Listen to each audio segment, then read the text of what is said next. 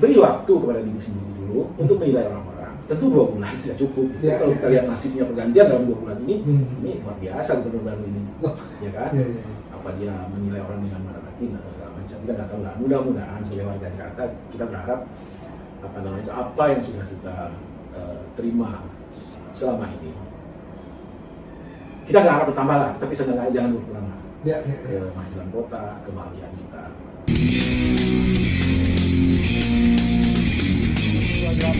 Ketemu lagi kita di channel yang perlu imajinasi gratis tidak bayar. Subscribe. Assalamualaikum warahmatullahi wabarakatuh. Waalaikumsalam. Apa kabar Pak? Alhamdulillah. Sudah lama kita nggak ketemu nih. Alhamdulillah hari ini kita bisa ketemu lagi dengan suasana yang cukup rileks, dan kita harapkan di akhir penghujung tahun 2022 ini kita bisa mulai aktif lagi berdua untuk membuat konten-konten yang kreatif, yang memberikan inspirasi dan juga imajinasi pada teman-teman semua. Karena Bang Kica, mungkin ditegur disapa dulu para subscriber kita nih. Ya, jadi gini, sebenarnya ada kerinduan kepada Bujela ya. Bagaimana awal dulu kita membuat atau menjadi konten kreator ini niatnya silaturahmi sama memaintain memori kita supaya pikun atau proses penuaan nggak bisa kita tunda, itu alami natural itu, tapi seenggaknya kita bisa memperlambatnya, kan? Nah, nampaknya 4-5 bulan belakangan ini Bujela tentu kita melakukan sesuatu itu harus ada prioritas, gitu ya. First thing first kata orang bule. Pertama harus utamakan. Bujela kebetulan ada sesuatu yang beliau harus selesaikan, terpaksa lah dengan tertatih-tatih, tapi nama itunya nggak berubah supaya nggak cepat ikut. Kita coba menjadi sinyal atau solo fighter ya, fighter. Nah, menyangkut ketidakhadiran Bujela ini kan sejak dari Gubernur Anies masih eksis sampai sekarang ada gubernur baru, Gubernur Heru ya, sudah lama sekali ya, dan barangkali ada baiknya atau ada iseng-iseng lah gitu. Kita bicara soal yang lama dan yang baru. Gimana menurut Bujela nih? Oke, setuju. Jadi gini, ternyata zaman sudah berubah, atau istilahnya pemerintahan sudah berganti nih. Walaupun tidak semua pemerintahan, tapi ada kepala pemerintahnya berganti, gitu kan? Sesuai dengan dinamikanya perkembangan kehidupan bernegara kita.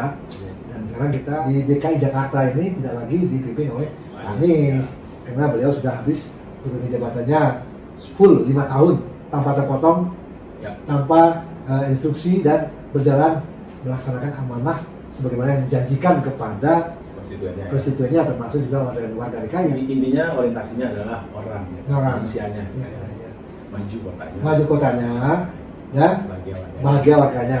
Dan keluarlah slogannya bahwa Jakarta adalah kota kolaborasi, sehingga di Jakarta ini terjadilah kolaborasi yang luar biasa untuk kemajuan bersama, kan gitu. Nah, sekarang kita beberapa bulan yang lalu, sesuai dengan dinamikanya pemerintahan, kita DKI Jakarta dipimpin oleh seorang gubernur PJ ya, PJ ya? PJ singkatan dari pejabat ya. Kalau dulu itu PLT, pelaksana tugas, sekarang disebut dengan PJ. PJ ini tentu akan sangat berbeda dengan gubernur definitif. Dan kita lihat beberapa bulan terakhir ini cukup banyak juga dinamika muncul baru kan. Cuman ya ini karena kita sudah banyak media sosial, media TV, media segala macam, dan semua orang itu punya pandangan masing-masing mengenai bagaimana kiprah dari gubernur lama. Ada gubernur yang dipilih oleh warga atau rakyat, dan gubernur yang dipilih oleh kekuasaan, gitu kan ya. Nah, ini pasti ada berbeda, pasti sangat berbeda. Yang pertama adalah mengenai pelaksanaan pekerjaannya, ini kan pasti ada berbeda. Kalau dulu itu selalu akan digiring kepada janji-janji kampanye, sesuatu yang diucapkan. Tapi karena penggantinya Pak Anies, Pak Heru ini gubernur yang tidak dipilih oleh masyarakat, oleh warga, tentu beliau juga punya tugas yang pasti jelas karena sesuai dengan undang-undang berlaku, gitu kan. Nah, kita kalau mau lihat ini akan banyak sekali perbedaan ini, panjang. Nah, mungkin kita punya pandangan di titik mana kita melihat perbedaan ini yang perlu kita komentari, tentu dengan netral ya, dengan tepat tendensi ya. Jadi sebenarnya ini bukan opini atau pendapat berbicara saja. Ini kan yang kita serap informasi dari percakapan warga, dari intinya begini, di awal-awal kehadiran PLT Gubernur DKI ya, PJ ya. DKI ini sudah ada kontroversial baru soal jalur sepeda yang dalam budgeting untuk 2023 itu sangat minim sekali. Jangankan untuk menambah jalur sepeda, untuk memaintennya aja barangkali tidak cukup ya. Lalu keluarlah keberatan warga dan segala macam, dan sepanjang yang memang menangkap sepertinya Pemda menangkap atau memaklumi pesan warga. Banyak yang komplain, banyak yang tidak setuju, banyak yang menyatakan bahwa ini akan kembali ke zaman kuno lagi, kan? Sesuatu yang oleh Pak Anies sudah dibangun, dan itu adalah masyarakat kita, green city, ya kan, dan healthy city, gitu ya. Jadi intinya apa yang mau dilakukan itu karena keberatan warga dan segala macam, banyak ada komentar-komentar semua dari masyarakat nggak jadilah. Meski beberapa politikus di DPRD ya, selama dari DPRD itu mensupport apa yang direncanakan RU dan untuk begitu ya. Nah, yang paling heboh sekarang ini soal branding Jakarta. Ya, branding Jakarta. Slogan. Kalau bahasa lama ini namanya slogan. Ya, mulai sekarang namanya branding. Ya, kita abaikan dulu lah soal gonta-ganti pejabat yang begitu drastis, cepat dan segala macam. Itu biarlah orang yang paham tentang tata kelola pemerintahan ya, apakah seorang PLT atau PJ ya bisa serta-merta mengganti pejabat kan. Nah, ini agak rancu ini sebenarnya. Ini kan anomali dalam demokrasi ya. Gubernur non elektoral boleh-boleh saja PLT atau PJ, tapi yang lazim kita kenalkan sebulan, 2 bulan atau 3 bulan nah, itu biasanya diisi oleh orang internal, biasanya sekda ya. Tapi ini kan ya karena adanya nama itu, entah apa yang berada di belakangnya nama itu untuk mengadakan pemilu serentak di 2024, maka ketok undang bahwa semua kepala daerah yang masa jabatannya berakhir di 2024 sampai 2024, maka itu di daerah tersebut tidak diadakan pilkada, tapi akan ditunjuk seorang PJ ya. PJ ini anomali lah dalam sebuah negara demokrasi ya. Nah, kembali ke soal gubernur baru kita ini, Pak Heru. Nah ini yang soal gonta-ganti pejabat ya udahlah, kita nggak usah komentari itu ya. Soal branding Jakarta, menurut kita branding yang diperkenalkan di masa Anies, Jakarta kota kolaborasi, itu mengandung ada unsur egaliternya di sana. Karena dengan bicara kolaborasi itu sebagai bentuk deklarasi dari pemerintah, dari otoritas bahwa tanpa bekerja sama dengan pihak manapun kita nggak mungkin memajukan kota ini. Jadi ada unsur ya egaliter, mengajak semua gitu ya, mengajak semua bahwa semua pihak bisa berkontribusi untuk memajukan kota ini. Itu yang kita baca, ada unsur egaliter, ada unsur kesetaraan dengan hanya semata-mata tagline Jakarta kota kolaborasi ya. Jadi lebih apa ya, memiliki kita rasanya.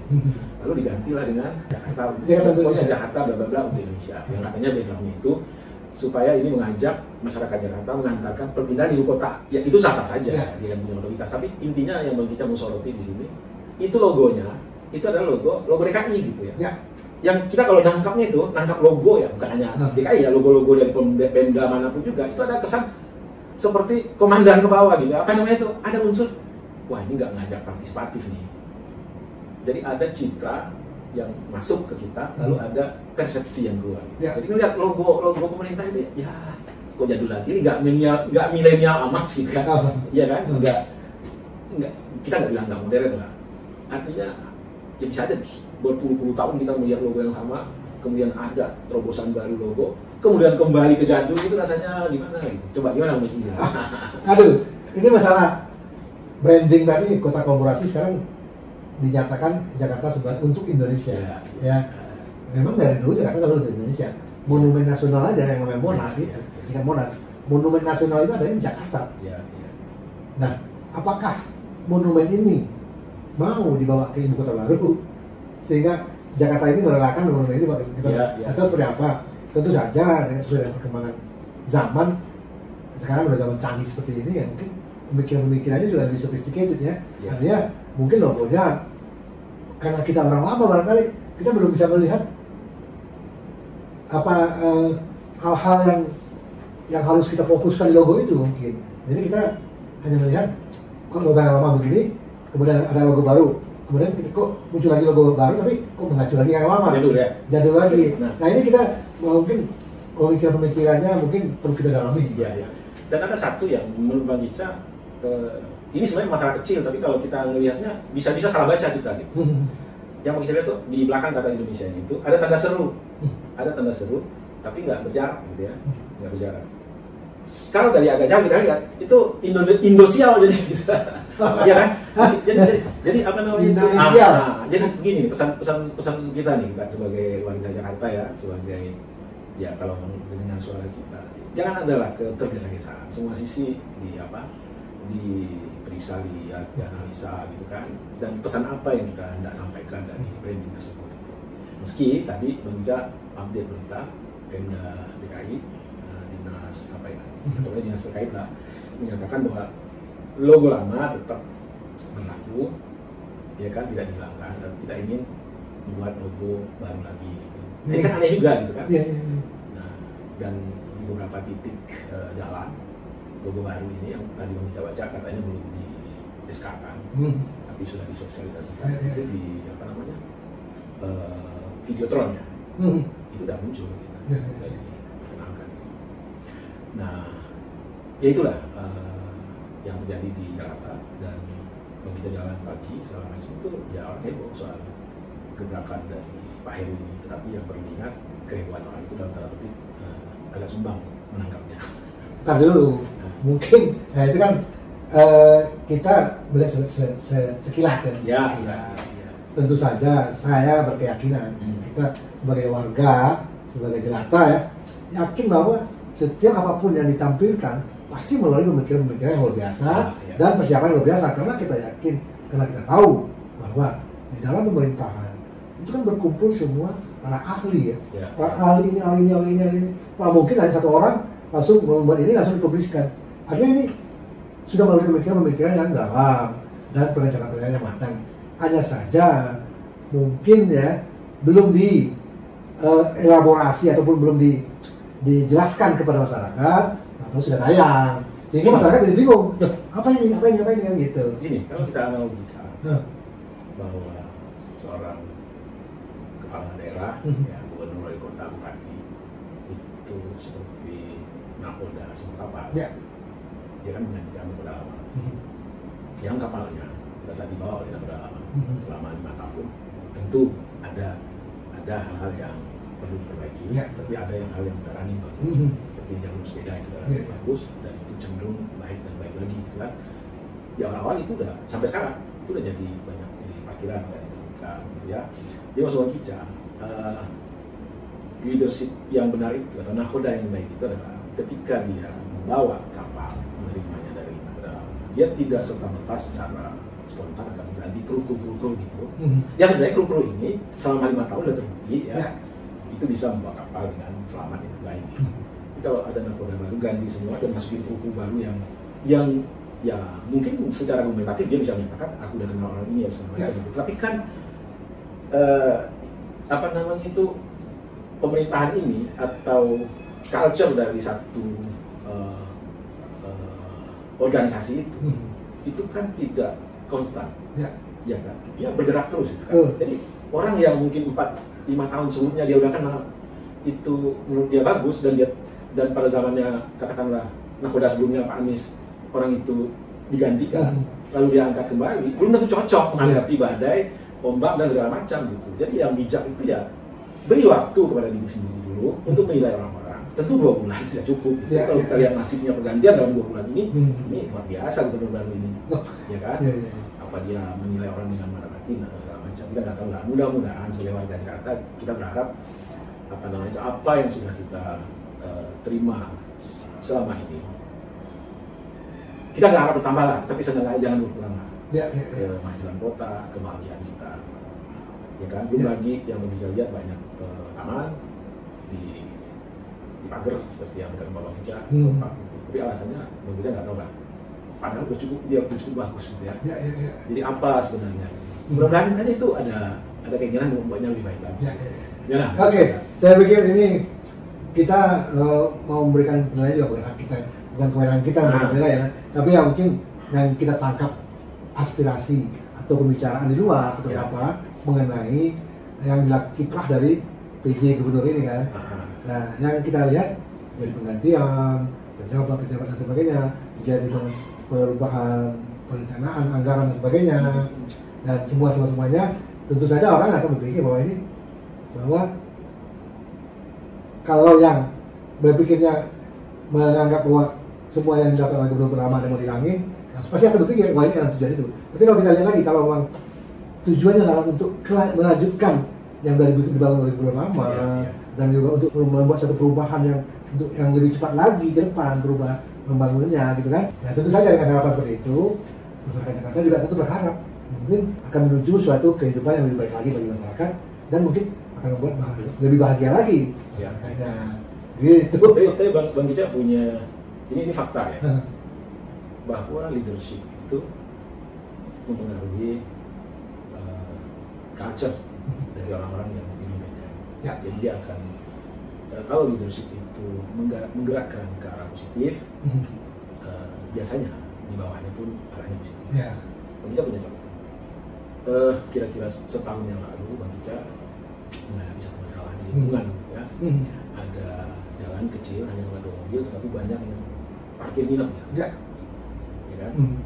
Dan Bang Gica koordinasi lah sama RT segala macam, coba ditentukan nggak bisa. Akhirnya Bang Gica lapor Jaki ya, aplikasi itu ya. Itu nggak sampai seminggu tertib, mobil diderek, yang parkir diderek, lalu di dinding di tempel. Menjaga juga nanti juga sampai sekarang. Lalu kira-kira sebulan yang lalu, 1,5 bulan yang lalu, ya pokoknya pas kali mulai Anies lah ya, itu dulu jangan bulan Anies. Nah, ada nanti boleh dilihat juga gitu, orang gedung perkantoran, di depannya ada saluran, ada kali, lalu ada bantaran ya. Sesuatu yang nggak terjadi sama Anies, ini terjadi sekarang. Ya, ini kaitan leadership dengan culture ya.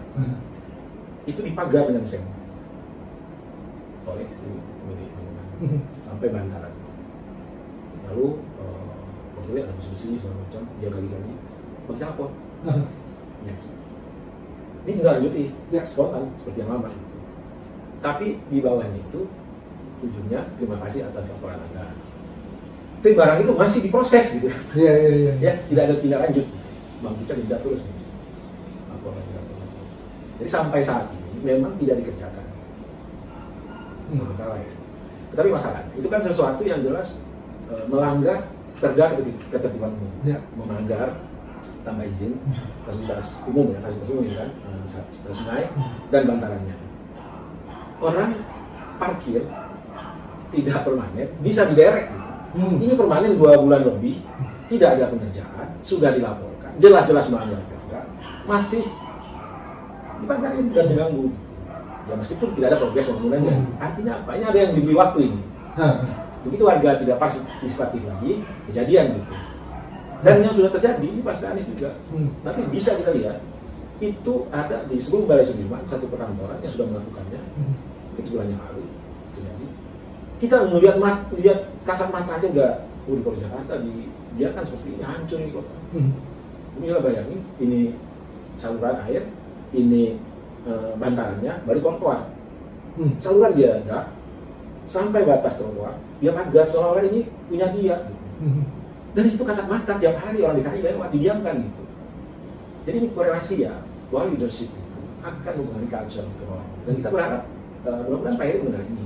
Ya, ini kan bukan karena apa, ini karena rasa cinta kita terhadap ini, dan dampaknya akan kita yang nanggungkan. Bagaimana kalau terjadi pendangkalan, atau udah kadung didak, gimana caranya?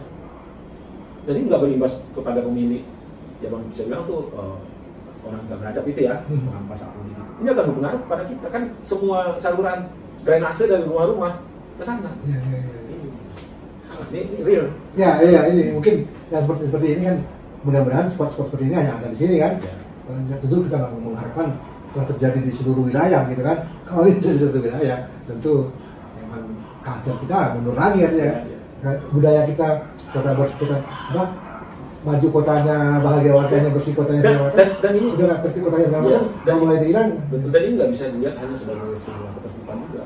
Ini bisa dilihat juga bisa menimbulkan sentimen sosial. Bagaimana kita bisa kencang terhadap kios-kios yang ada di bantaran sungai, kita kencang. Tapi para pemilik gedung yang besar-besar ini kenapa kita lembek?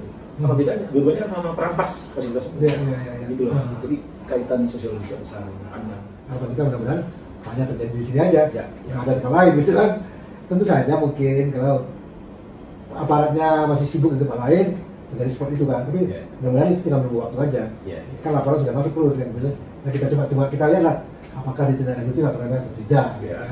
Nah, Sobat Kicau Jelata yang berbahagia, demikian opening talking apa nama Bung Jela soal dalam hidup, tapi mudah-mudahan tetap ada hikmahnya, tetap ada hal yang bisa kita petik di sana. Sebagai jelata tentu omongan kita tidak intelek, omongan jelata. Assalamualaikum warahmatullahi wabarakatuh. Waalaikumsalam warahmatullahi wabarakatuh. Salam sehat dan bahagia. Salam sehat dan bahagia.